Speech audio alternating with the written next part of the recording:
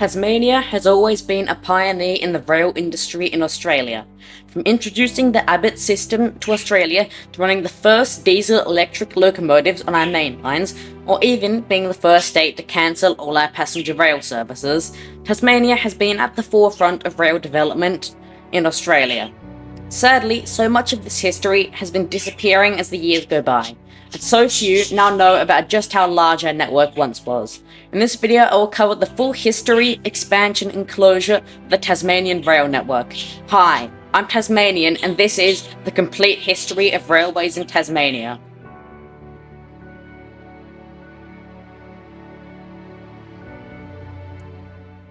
The first proposal for a railway in Tasmania came on the 14th of June 1853, when the Launceston Examiner published an edition supporting the construction of a railway link from Hobart town in the south to Launceston in the north. This was prompted by the gold rush in Victoria, which meant massive amounts of Tasmanian produce was being shipped to the mainland. Particularly in the north, a poor road system with minimal maintenance efforts and indirect routes meant shipping costs were prohibitive for most farmers. The proposal by the Examiner stated that the line would open up vast tracts of land and reduce the travel time between the two cities to just between 2 and 3 hours. This is comparable to today's driving time on the Midland Highway, and this was even before a single railway was built in Australia. This soon changed as in 1854 Victoria opened the first line in Australia, linking Sandridge with Melbourne. Meanwhile, in Tasmania, the proposal was facing difficulties with getting parliamentary approval, and the proposal died for the time. This was not helped by competition. In January 1854, the London-based William Adams proposed an iron railed horse-drawn tramway between Launceston and Hobart town. He believed it was more economical and would cater for small loads of traffic between small communities that he believed could not be moved by railways. According to his proposal, teams could draw 10 tons of goods over a 120-mile-long track at the ambitious speed of 10 miles an hour. This was eventually shot down as horse-drawn tramways did not work well over long distances, and a 12-hour journey was best avoided. In the year 1855, Parliament hired famed surveyor James Sprent to survey a practical rail route from Launceston to Hobart town. The steep grades from Hobart onto the Midlands were a major issue for rail development. In his report, Sprent identified 2 possible routes. Both routes followed the same alignment from Launceston until the area around Antill Ponds. Here, the western route left and passed through Jericho and Oatlands, descending steeply down the escarpment before passing through Pontville, crossing the Darwin at Bridgewater, and running through Hobart's northern suburbs until it reached Sullivan's Cove. Meanwhile, the eastern route would leave Antill Ponds and descend steeply through Brindaston and Jerusalem before emerging in the Coal River Valley, passing through Richmond before terminating at Kangaroo Bay on the east shore of Hobart. Sprent preferred the eastern route, despite the fact it did not run into the Hobart city. The next year, Sprent surveyed a route for a line between Evandale and Deloraine. His route passed through Longford, Carrick, and Westbury before ending on the east bank of the Meander. Sprent received a lot of criticism for his route, causing a large uneasiness on a railway in Van Diemen's Land for the general public. Despite this, a local syndicate was formed in Deloraine to promote the construction of a line following Sprent's survey. In other towns and Launceston, similar railway leagues were formed. In a surprise move, the locals of the Latrobe area formed their own group to build a horse-drawn tramway from Deloraine to Port Frederick. This was aimed to suck traffic away from Launceston and bring it to the Mersey ports. The Latrobe syndicate moved quickly, appointing William Dawson to survey a line. The reports proved lacking for local residents. Besides stating the need for railways, the syndicate knew little about operating a line. Worried, Parliament started a committee in 1858 to analyse both options. Little happened, as the government believed the local municipalities should fund their own railways, causing a wane in interest.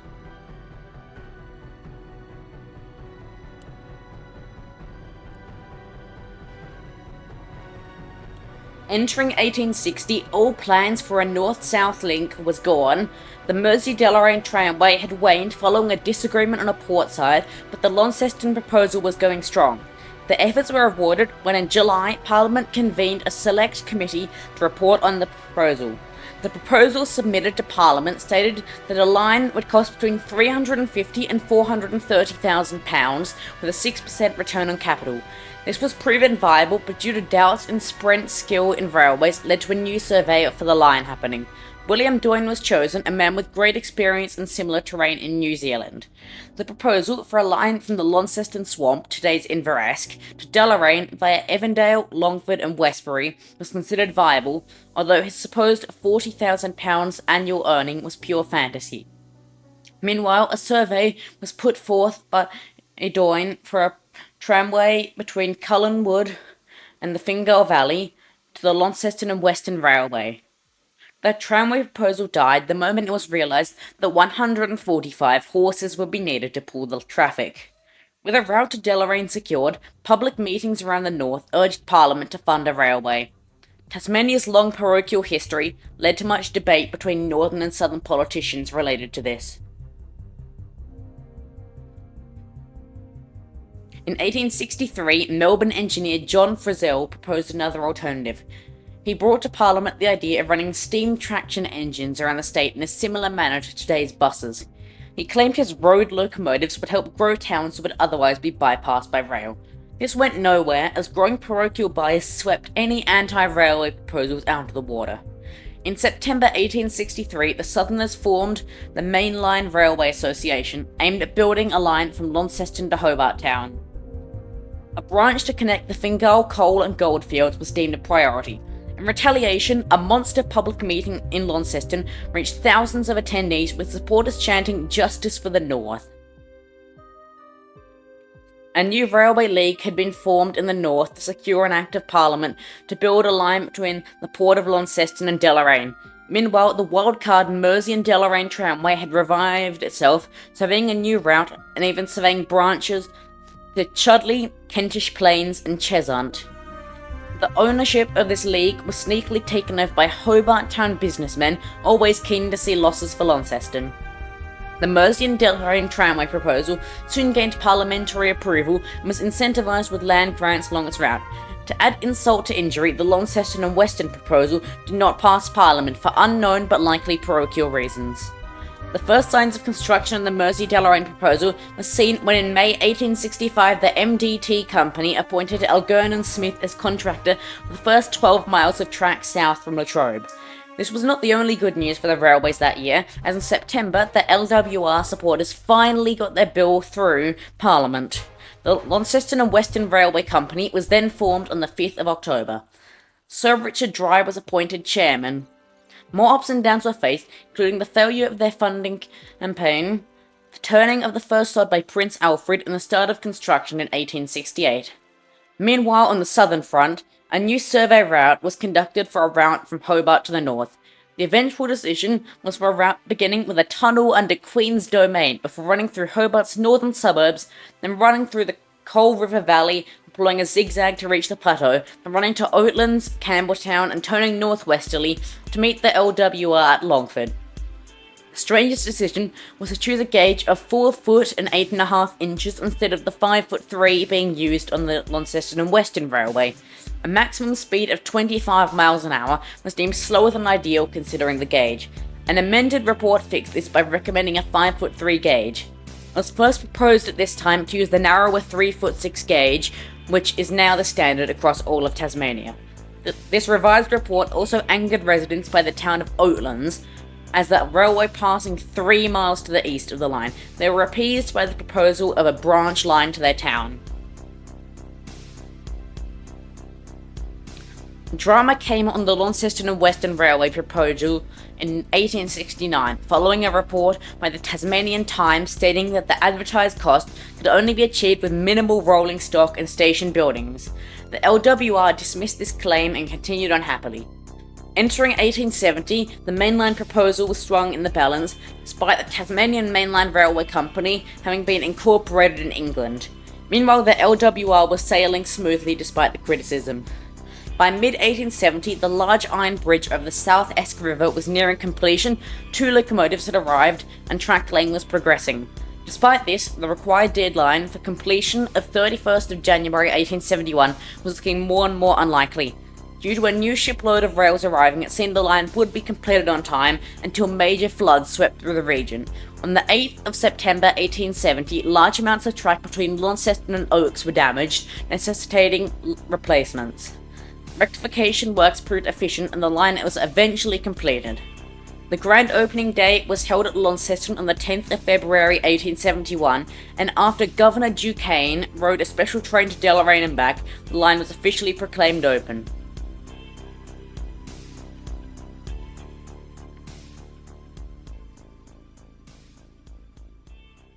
This proved a major victory for the Launceston and Western Railway, but it was not enough to keep the flailing company alive.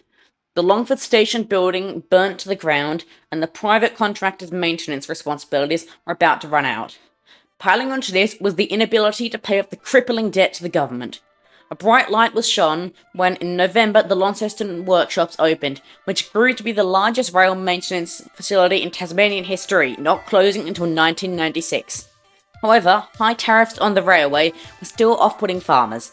The Launceston and Western Railways company's bank balance stood at over just £1,000, an amount not enough to cover the maintenance costs for the next year. A writ was issued by state government after much debate. On the 12th of August 1872, the Launceston and Western Railway began operating under a government banner. Following years of endless bureaucracy messing with the proposal, in October 1872, construction finally began on the Tasmanian Mainline Railway. This was at the southern end of the Bridgewater Bridge, and work soon extended to the chosen site for Hobart Station, the Domain Cricket Ground. Over 1,600 workers were employed on the Hobart Station construction alone. The route ran via Brighton, Jerusalem, Parramatta, and the Corners. More political drama over route choice and cost occurred, but eventually construction north of Hobart began. A report by William Green in 1874 said that the northern section of line was being built to substandard quality, while the southern portion was being built to substandard alignment. Despite this, he stated that the line would cost around £540,000 total. This is equivalent to costing about $100 million today. A very cheap cost for this project. Endless more scrutiny and fails finally led, on the 13th of March 1876, the running of a train along the full line from Evandale Junction to Hobart Town. This had an average speed of 23 miles an hour, which meant it would have taken just short of 6 hours to run the train. The train was a 4-carriage consist hauled by Hunslet No. 6. Another train ran the next day and was similar. This first major hurdle was still scrutinised, and many said the services should have ran all the way through to Launceston.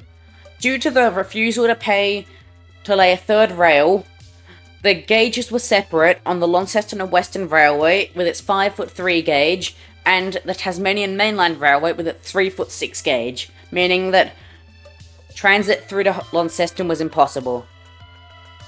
A report published by 3 engineers unanimously stated that the line had not been built to the standard specified.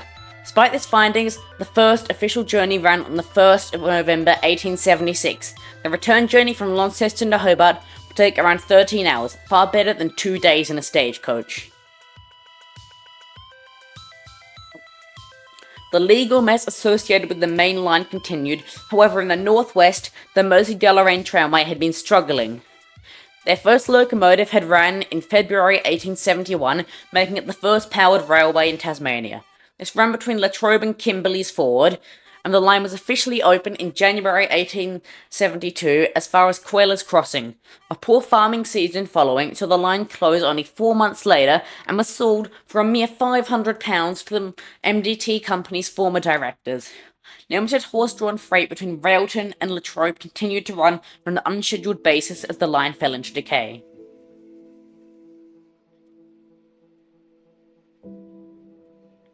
By the start of the 1880s, the viability of railways in Tasmania was still swung in the balance. The true saviour for rail prospects in Tasmania was the West Coast. The Mount Biscoff mines were crying out for help, and the Van Diemen's Land Company answered. A massive horse-drawn tramway was built between Waratah and Burnie, being sold and upgraded into a full railway later. Further south, massive loads of tin in the Heemskirk district had been found, leading Parliament to survey tramway between the port of Remain on Trial Harbour and South Heemskirk, but this proposal was ignored in favour of a route from the south.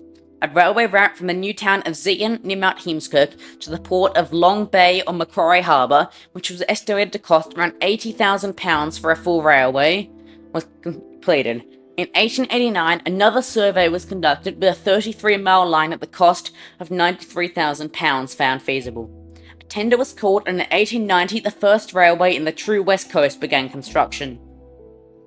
Returning to the settled parts of the state, in 1882 the Railway Surveys and Estimates for Railways Act was passed, with surveys for lines on the following routes: Launceston to Gladstone via Scottsdale, the Corners to St Mary's, Brighton to Bothwell via Green Ponds, Bridgewater to Ouse via Hamilton and New Norfolk, Parrata to Oatlands, and Railton to Sheffield. Another priority was extending the Western Line from Deloraine to the town of Formby on the Mersey River. In 1882, the government purchased the Mersey to Deloraine tramway for use of their alignment. At the same time, the 3-foot-6 third rail was extended along the entire Launceston and Western Railway. The construction of the branch from Parrata to Oatlands was authorised in 1883 and was completed in 1885. All further railway construction was completed and operated by the Tasmanian government. Work on the extension to Formby was also underway.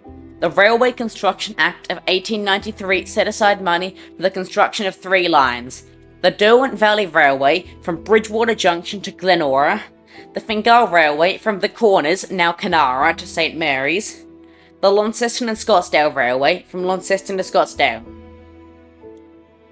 In 1884, another act was passed with several more surveys to be completed on the following routes: Formby to Ulverston, Parrata to Tunack, Hobart to Huonville, Belrive to Sorel in Richmond, Deloraine to Mole Creek, Ulverston to Burnie, Brighton to Melton Mowbray, and also during this year, a private company known as the Ellick Railway Company made an agreement with the Tasmanian Mainline Railway to build a branch line from Derwent Park in the Hobart suburbs to the Ellick Racecourse.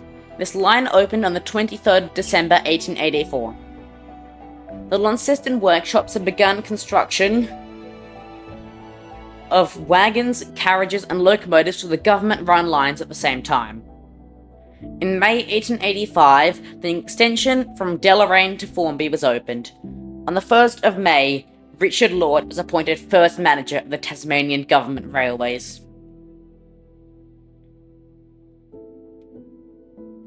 Following the success of these lines, Parliament moved to construct more railways. In the Railway Construction Act of 1885, authorisation for construction of 4 new lines was given, as being the Apsley, Sorel and Mole Creek branches, and the extension of the Western Line to Ulverston.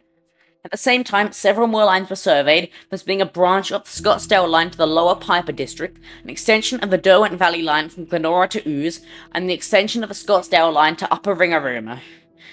In June 1886, the Fingal Line opened from the Corners, now Canara Junction, to St Mary's, as well as 2 short branch lines to Collieries and Mount Nicholas and Cornwall.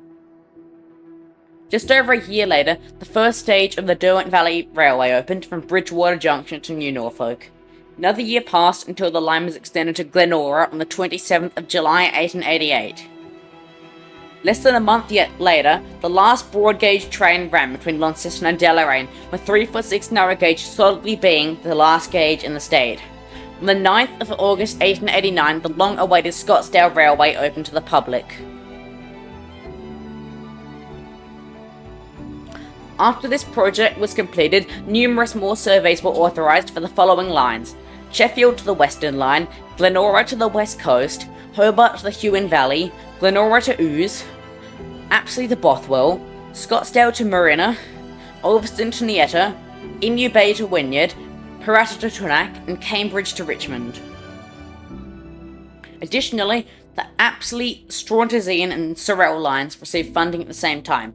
The massive thorn in its side of the Tasmanian Government Railways was the Tasmanian Mainline Railway Company and its chairman, Francis Gray. The company had been draining the colony's finances with debenture interests, and Grey had implemented excessive fees on government rolling stock passing over his line. By 1889, Parliament's patience had dissipated. A negotiated purchase was underway, with the Commissioner of the Victorian Railways acting as a negotiator. On the 6th of November, a purchase price of £1,125,000 was agreed on. However, purchase was not finalised. Entering the 1890s, the future of rail had been secured. The mainline purchase was just around the corner, the extension to Ulverston was almost done, and many lines to regional towns were undergoing. In the Railway Surveys Act of 1895, ambitious lines were proposed, those being Launceston to Beaconsfield, Ouse to Zeehan, Waratah to Zeehan, Mole Creek to Zeehan, St Mary's to St Helens.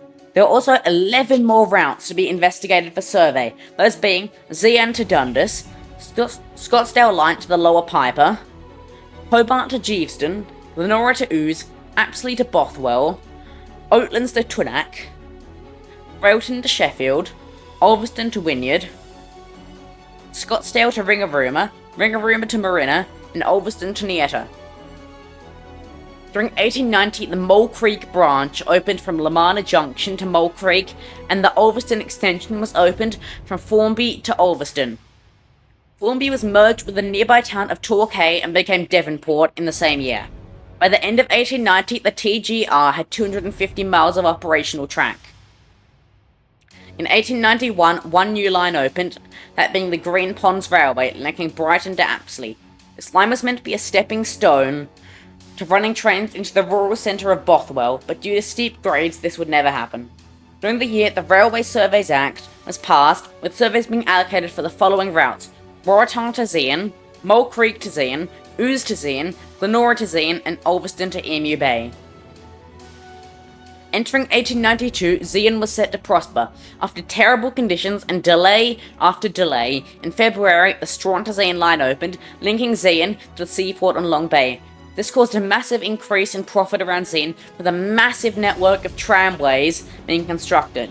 These narrow gauge tramways aren't under the scope of this video. Another 3'6" line was built in Zeehan. This was the Dundas branch, which ran from Zeehan to the Maestris mine and the Dundas mining district. This line was built by a private company but was leased to the TGR when the Strahan-Zeehan line opened. In May of 1892, the Tasrail line opened, an isolated line linking the east shore of the Derwent River at Bellerive with the regional centre of Tasrail. These are now both part of the Greater Hobart urban area, but were both in the regional areas at that time. Passengers would have to change at Bellerive for a pedal steamer across the Derwent to Hobart. Construction on the government network slowed due to an economic depression.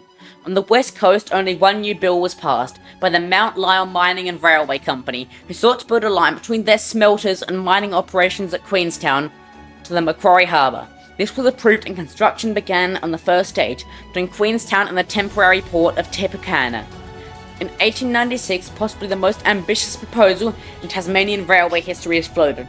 This was for an electrified heavy rail line from Hobart to Zeehan. This would have taken over possession of the Derwent Valley Line and running rights over the Hobart Suburban Line, passed through 142 miles of unknown terrain to reach either the Strahan to Zeehan or Dundas Line. Construction on this line began in 1898, but was stopped after 14 months for financial reasons, never to be resurrected. On a positive note, in 1897, the final stage of the Mount Lyell Company's railway opened between Tepukana and Queenstown. At the same time, a rival company, the North Mount Lyell Mining Company, was seeking approval to build its own line between Gormanston and Pillinger as an attempt to steal traffic from the Mount Lyell Company. Also happening was the purchase of the Waratah line by influential miners from Broken Hill as a plan emerged to extend the line southwards to Zeehan and Mount Lyell. James Reed led the proposal, but I'll say less about the Emu Bay Railway for now, so I have a dedicated video on it. See the top right for that. Major tramways connecting to the Midlands and Meander region to the west coast were floated but never constructed, and the railway fever, as it was called, was soon on the rise again. In 1898, the Mount Lyell Company gained permission to extend its line from Tepukana to Regatta Point in Strahan, which would have been associated with an extension of the Strahan to Zeehan line from the Strahan Wharf around Long Bay to Regatta Point. The Mount Lyell extension opened in 1899. In 1899, construction began on the extension of the Western Line from Ulverston to Emu Bay. As the century turned, the battle for the West Coast traffic was in full swing. In 1900, the extension around Long Bay to link with the Mount Lyell Company was opened. On the 24th of September 1900, the North Mount Lyell Mining Company's line that came Linda to Pillinger opened. 4 branch lines were planned and construction began on, those being the South Lyell, Gormanston, Lyell Comstock, and Crotty smelters. Only the Gormanston branch ever opened in late December 1901. The North Mount Lyell Company was acquired by the Mount Lyell Company in 1903, and it was all downhill for the North Lyell line. The Gormanston branch line was closed in late 1903, making it the shortest-lived heavy rail line in Tasmania. Meanwhile, in the rest of the state, rail traffic was changing.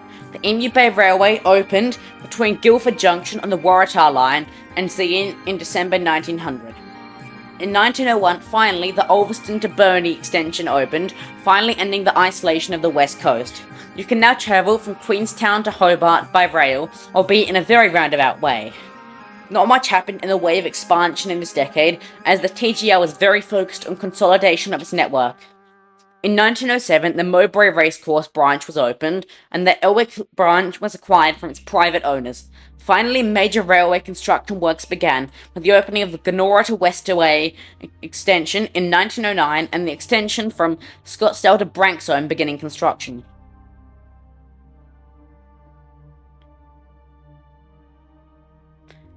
In 1912, the Burnie to Flowerdale Railway Construction Act was passed, leading to the construction of an extension for the Western Line between Myalla and Burnie, which opened in 1913. In April 1917, a survey was started to extend the line to Wiltshire. Meanwhile, we need to touch on the far northwest. A proposal to build a line between Stanley and Belfort was underway, with the turning of the first sod at Stanley in 1901. The first 10 miles of line had been constructed, but in 1913 a copper downturn at Belfort led to the cessation of works. Angry Circular Head residents campaigned the government to construct the line anyways, which went ahead and became the Stanley to Trewhatter line, finally opening in 1919. Across the rest of the state, steady progress was made, with several lines opening in the 1910s. A line from Railton Junction to Staverton opened in 1914, followed by the Nietta branch in 1915 and the line from Don to Melrose and Paluna in 1916. The last of these many northwestern branches opened in 1917, linking Flowerdale to Preolena. This line was criticised as political pork barrelling, as the communities in this area were tiny and the line received, I'm not kidding, £20 of revenue a month. Meanwhile, in the south, the line between the Westaway and National Park opened as an extension for the Derwent Valley Line, followed by a further extension in 1917 to Fitzgerald. In the Hobart suburbs, increased demand for duplication of the Hobart Suburban Line. In 1910, the line was duplicated to Newtown. In 1912, the municipal abattoirs were removed from Hobart's waterfront and relocated to a site in the northern suburbs. To facilitate traffic, a short branch line from Derwent Park was constructed. In 1916, duplication was extended to Glenorchy. This led to the construction of new island platforms at several stations along the line and the full redevelopment of the Derwent Park Junction yards. In 1919, a short branch of the abattoirs branch led to the zinc works, becoming the Risdon Line. This would later become the name for the whole branch and would outlast the abattoirs. In 1919, state government sanctioned a survey of a line between Hobart and Huonville. The survey specified that a line would be 3-foot 6 gauge and electrified. This would never happen. On the west coast, rail motor traffic on local and smaller lines was becoming popular, with the TGR, EBR, and Mount Lyell Company starting rail motor services on some west coast lines during the decade. Entering the 1920s, economic growth and embracing true capitalism was a priority for Tasmania. In 1920, the Railway Construction Act was passed, enabling the construction of the following lines: Cadbury Branch, Ulverston Wharf Line, Morweena Extension, Wiltshire Extension, and the Smithton Branch. The Cadbury Branch opened in January 1921, followed by the Ulverston Wharf Branch in May and the Smithton Branch in October. Plans were well advanced for the duplication of the Hobart Suburban Line through to Claremont, and several new railway proposals emerged during 1922. These lines submitted under the Railway Construction Act of 1922 were Penguin to Riana, Somerset to Yolla, and Paluna to Barrington. Also proposed at the time was the Huonville line, which was finally shut down after over 40 years of proposals. During 1922, the Western Line was extended for the last time to Wiltshire Junction, linking up with a circular head network and becoming an essential link for the area. During 1923, freight went up, leading to the triplication of a suburban line between Derwent Park and Moona to allow for trains to the Risdon and Abattoirs branch to separate from the main line early. During 1923, the controversial extensions in the northwest would open, from Privatisation to Moina and from Paluna to Barrington. During 1924, a new manager of the TGR was appointed, Charles Miss Campbell. He supported cost-cutting measures and placed the Mole Creek, Priolena, and Tasrail branches under scrutiny for potential closure. In 1924, the southern portion of the North Mount Lyell line from Darwin to Pillinger was closed. In 1925, the Marrowah Tramway, one of the mega tramways running from Smithton to Marrowah, was upgraded to railway standard and became known as the Marrowah branch, although this name did not stick and the line continued to be referred to as a railway. Finally, in July 1928, the North Mount Lyell line closed permanently. Most of this line is now either a walking track or flooded. Very little occurred for the next few years until 1929, when major floods swept Tasmania, destroying railways and bridges. The Western line between Leith and Wiltshire was closed, as well as the line from Western Junction into Launceston. Around the same time, the Barrington extension closed after only 5 years of operation. In 1929, the Tasrail to Bellerive line closed. A very interesting railway began construction in 1924 when the East Coast Development Company began work on a railway from its worker town at Coles Bay to Piccadilly Point near Falmouth. Construction stopped because of a shortfall in funding in 1927 and a flood in 1929 wiped away works, leading to the abandonment of the project. The formation of the railway is now used in part of the road into the Frasernay National Park. Entering the Great Depression in the 1930s, railway work became a crucial source of income for the state. As jobs were scarce, the railway department started new projects to employ local Tasmanians. The first of these was the realignment of the main line between Parrata and Antill Ponds to allow for faster running. During 1931, the Priolena branch closed, its existence never being justified. Construction of the duplication of the main line between Glenorchy and Claremont Junction began soon after. A new infill station was opened on the Hobart suburban services at Sunderland Street, between Moona and Derwent Park Junction. In 1936, several mainline deviations were opened, as well as the extension of the Derwent Valley line between Fitzgerald and Callista. 3 bold railway proposals emerged during this period. The first was from the Tasmanian Iron Mines Limited, who sought to build a 6-mile branch from Heybridge southwards to their mine. It failed to get off the ground. The second proposal was a restart of the 1870s idea for a western route for the main line. Using the Apsley line, it would branch off at Milton Mowbray and run through Jericho to link with the main line at Stonor. The main line section between Brighton and Colebrook was to be maintained as a branch line. Ongoing procrastination saw this fail. The final proposal, which was supported by TGR General Manager St Hill and Premier Ogilvie, was to reroute the main line into the Hobart CBD on an elevated line. This would have been a tunnel under the Cenotaph and Regatta grounds before emerging onto an elevated line to terminate at the current site of the Hobart General Hospital. This failed because of protests from the hospital and the death of Premier Ogilvie. There was also a similar proposal for Launceston, the line terminating either at the Town Hall and Civic Square or at the Cornwall Square, now the Cornwall Square Transit Centre, also known as closed. Entering the 1940s, many lines were closing. The Apsley, Marrowah, Callista, Mowbray Racecourse and Oatlands lines also come to closure during this decade. On the west coast, the Waratah branch also closed. Good news was still there. In 1947, an order for the first 10 of the DP rail motors was placed, which eventually became the main passenger haulers for the regional lines and suburban services. At the end of the decade, the TGR owned 116 locomotives. As the 40s turned to the 50s, change was necessary. The Hobart station had been in service for 80 years. The steam locomotives were being withdrawn and scrapped, and the diesel locomotives were beginning to enter service. In the 1950s, the V and X class diesel locomotives entered service, leading to the scrapping of the R, DS, F, and G class steam locomotives. Many early railroaders joined this mass scrapping too. Tasmania became the first state in Australia to use mainline diesel-electric locomotives. In 1953, the new and improved Hobart Station opened, a 6-platform station with space for services to all across the state.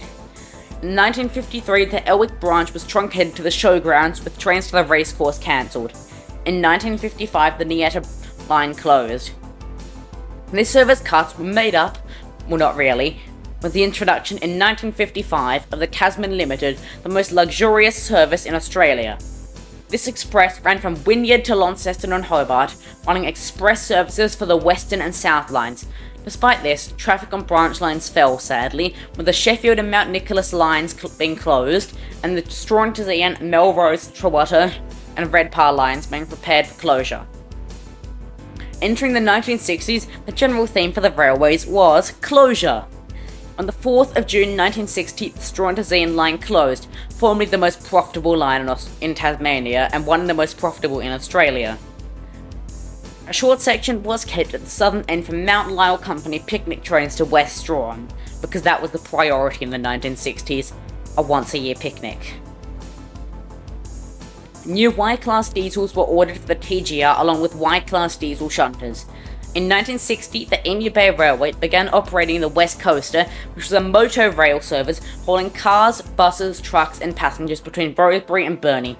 This was run by steam Dubs locomotives Murchison and Heemskirk.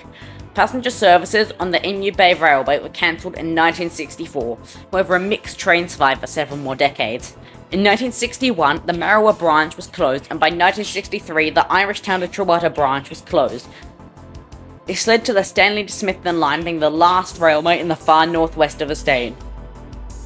Sadly, in 1963, the Mount Lyell Company closed its scenic Abbott line from Strawn to Zeehan, moving to road transport.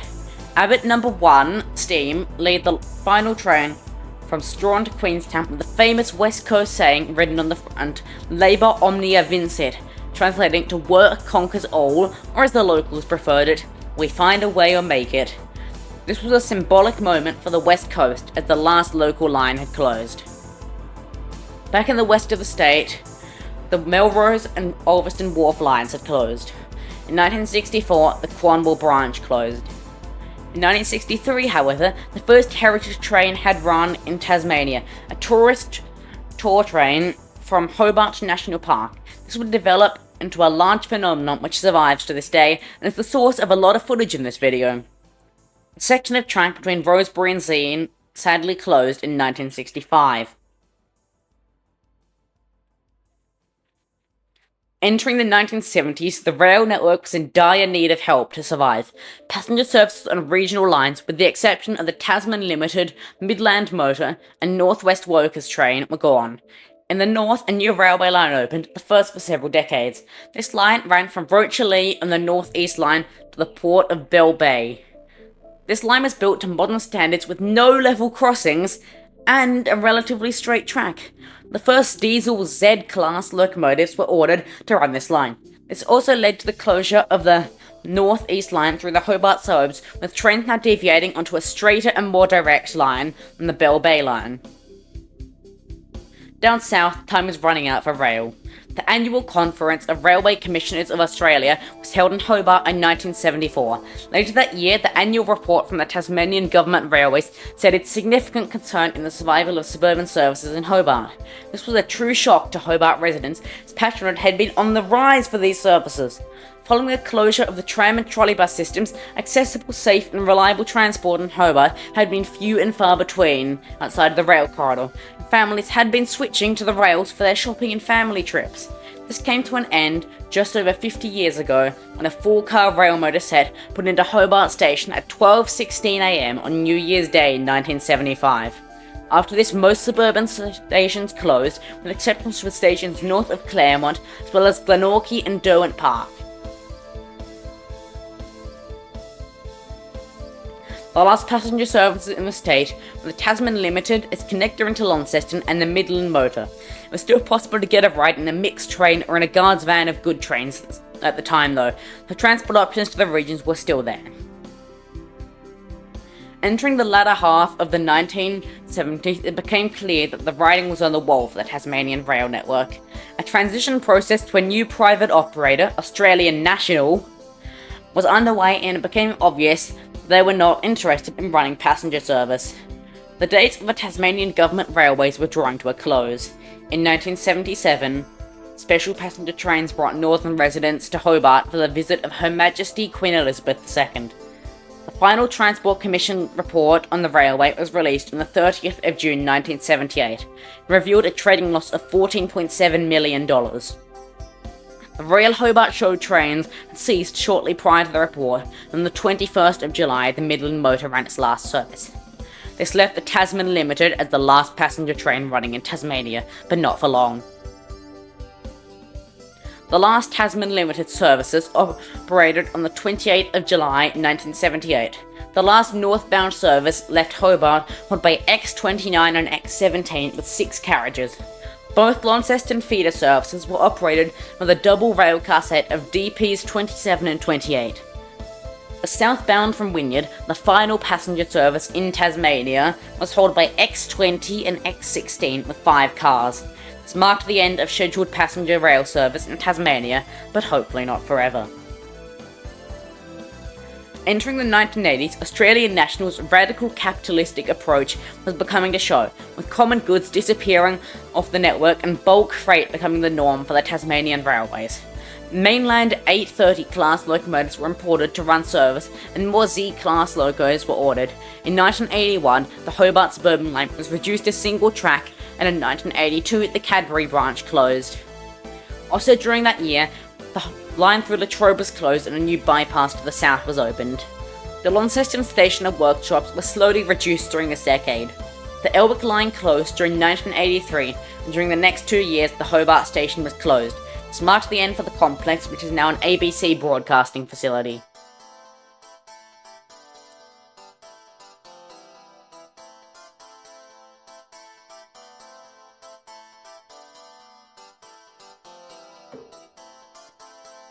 In 1985, the Mole Creek branch finally closed after surviving decades of closure threats. Shortly after that, the Fingal line was truncated to Duncan just beyond Fingal. The last train to Stanley ran in 1988, and a new branch line to the Hellier mine had opened on the Emu Bay Railway, which was somehow still operating privately.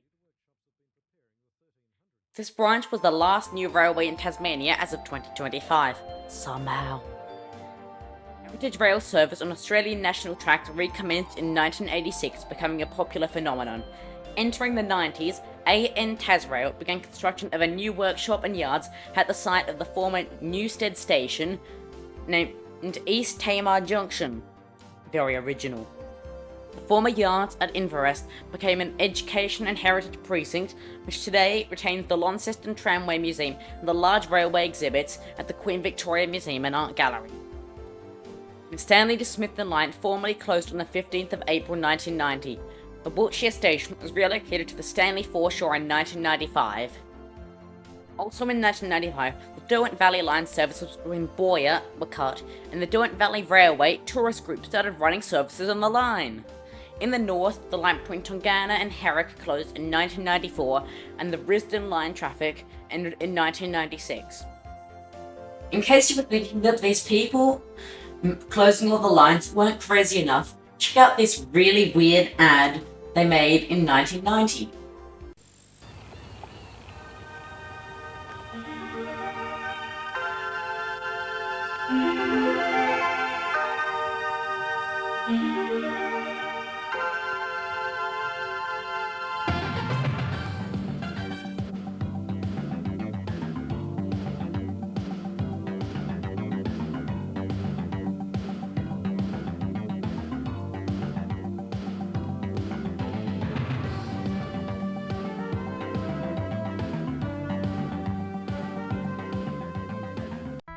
In 1997, Australian National's reign of terror in Tasmania ended. The Australian Transport Network Consortium took over operation of the Tasmanian rail network, and a new period of change started. True privatisation and capitalism had arrived.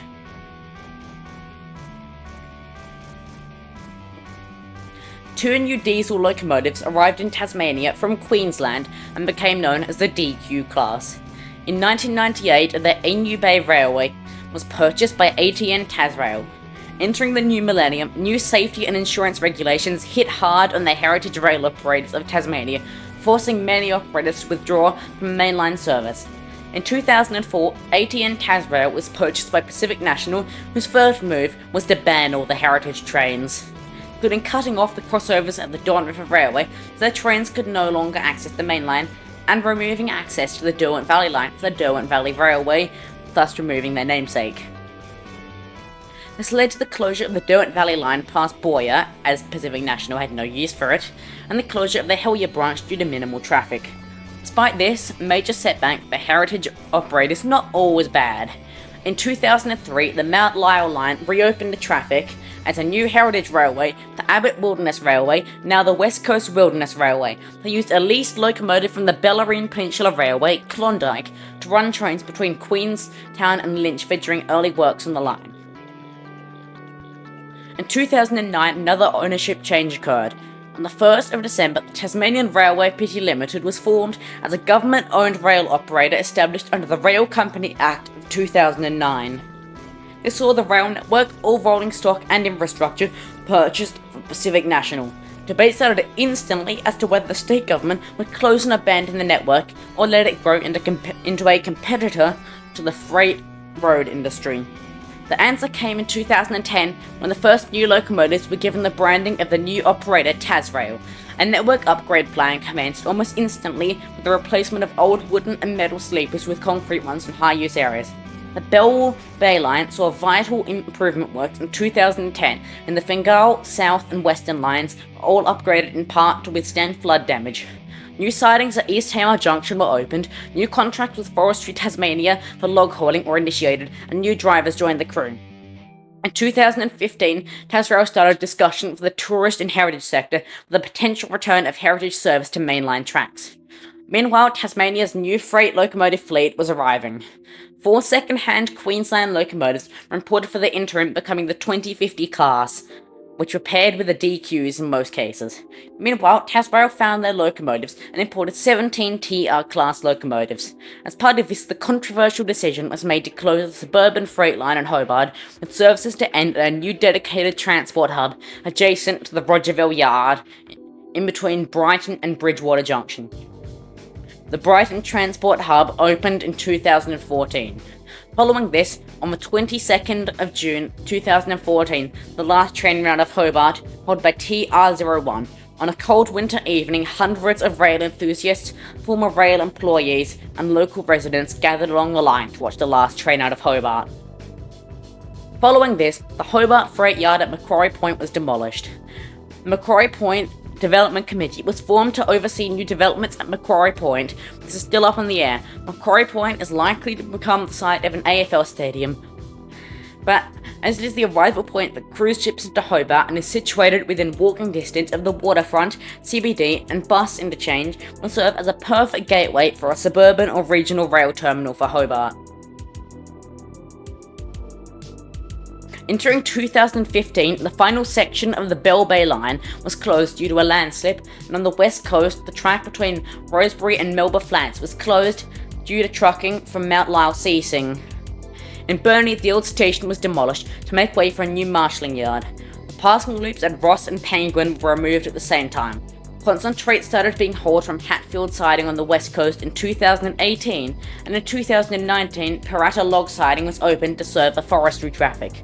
By 2019, there were 27 locomotives in the Tasrail fleet, being comprised of 17 TR class, 8 DQ class, and 4 2050 class, as well as numerous mothballed locomotives at East Hamar Junction. Temporarily out of service was also the single 2150 class driving trailer, which is a former Y-class diesel converted into a driving trailer. In 2021, the 150th anniversary of railways in Tasmania was reached. It must be wondered where the Tasmanian rail network will go from here. The obvious answer, which I have not touched too much on in this video, is the heritage operators. They are likely to gain access to the main lines in the coming years. Along with this, several operators may be able to extend their existing tracks onto former alignments or just to new places. The following railways have been preserving rail heritage in Tasmania and have railways and my footage would truly never be the same without them. The Don River Railway, the Tasmanian Transport Museum, the Redwater Creek Railway, Wee Georgie Wood, Ida Bay Railway, Launceston North East Railway, West Coast Wilderness Railway, Launceston Tramway Museum, and the Derwent Valley Railway. Hope I didn't miss any. Adding to this are the numerous museums and miniature railways preserving rail heritage around Tasmania. I have an entire video on what I would like to happen to Tasmania's rail network in the future, so I will not go into detail on that. I believe that Tasmania's railways can, and will, have a relatively bright future, especially if initiatives like Hobart Rail and the Tasmanian Transport Museum's expansion go ahead. A lot of abandoned infrastructure remains on the Tasmanian rail network. Most lines where the track hasn't been ripped up, station platforms remain at places like Colebrook, Glenorchy, Parrata, and Kanara. These can hopefully be reused in future heritage and regional rail developments in Tasmania. This brings me to the end of this very long video on rail development in Tasmania over the past 150 or so years. Thank you so very much for watching this video right through to the end, and I will hopefully see you next time on Tasmanian.